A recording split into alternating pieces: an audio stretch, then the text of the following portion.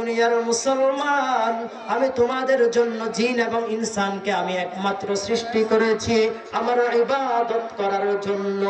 আর তাদের মধ্যে কারা উত্তম জানো? যারা আল্লাহ পাক রব্বুল আলামিনের ইবাদত করে তাদের মধ্যে বেশি উত্তম কারা জানো? তারা হলো তাকওয়াবান। যারা সকালবেলা ভোরবেলা যখন সবাই ঘুমিয়ে যায়, যখন সবাই ঘুম থাকে, কেউ কিছু টের পায় না, এমন সময় যে ব্যক্তি আল্লাহ পাক রব্বুল আলামিনের দরবারে যায় নামাজটা বিছিয়ে, তার পাশে স্ত্রী জানে না, তার পাশে মা জানে না, তার পাশে বাবা জানে না, কেউ জানে না, সেই আল্লাহর বান্দা যায় নামাজটা বিছিয়ে 2 রাকাত বা 4 রাকাত 8 রাকাত তাহাজ্জুদের নামাজের নিয়ত করে যখন তাহাজ্জুদ নামাজ পড়ে, তাহাজ্জুদ নামাজ পড়ার পর যখন বান্দা চোখের পানি ছেড়ে দেয়, আল্লাহ পাক রব্বুল আলামিন ওই বান্দার জীবনের সমস্ত গুনাহ খাতাগুলো maaf করে দেন। সবাই বলি সুবহানাল্লাহ, সুবহানাল্লাহ। ও দুনিয়ার মুসলমান, চোখের পানির কত দাম জানো? চোখের পানির কত দাম? মুসা আলাইহিস সালাম ছিলেন বড় একজন পয়গম্বর। আমরা সবাই মুসা আলাইহিস সালামকে চিনি। মুসা আলাইহিস সালাম কেমন পয়গম্বর ছিলেন? যিনি আল্লাহ পাক রব্বুল আলামিনের সাথে কথা বলতেন।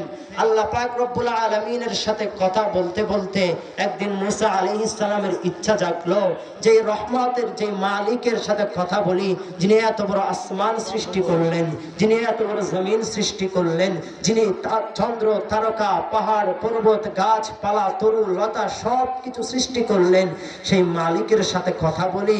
কিন্তু আমার তো বড় ইচ্ছে হয় সেই মালিকের সাথে সেই মালিককে একটু দেখার জন্য।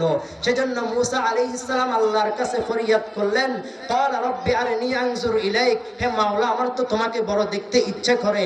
আল্লাহ বলেন, ক্বালা রাব্বি লান তারানি ওয়ালাকিন ইনজুর ইলাল জাবাল, হে মুসা তুমি তো আমাকে দেখতে পাবে না।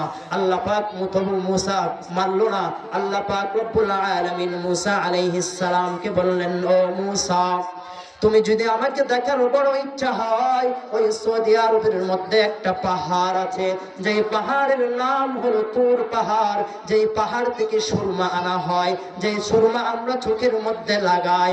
আল্লাহ পাক রব্বুল আলামিন বললেন, মুসা তোমার যদি আমাকে দেখার বড় ইচ্ছে হয়, তুমি তাহলে ওই পাহাড়ের থেকে একটু দূরে দাঁড়িয়ে থাকো। আল্লাহ পাক রব্বুল আলামিন তার 70,000 নূরের পর্দা থেকে একটা পর্দার একটুখানি যখন উল্টাইলেন, আল্লাহ পাক রব্বুল আলামিনের তাজাল্লিতে নূরে ওই তুর পাহাড় পুড়ে সুরমা হয়ে গেল। সবাই বলেন সুবহানাল্লাহ। আর মুসা আলাইহিস সালাতু ওয়াস সালাম অজ্ঞান হয়ে গেলেন, তার কোনো হুঁশ নাই। মুসা আলাইহিস সালাম উঠে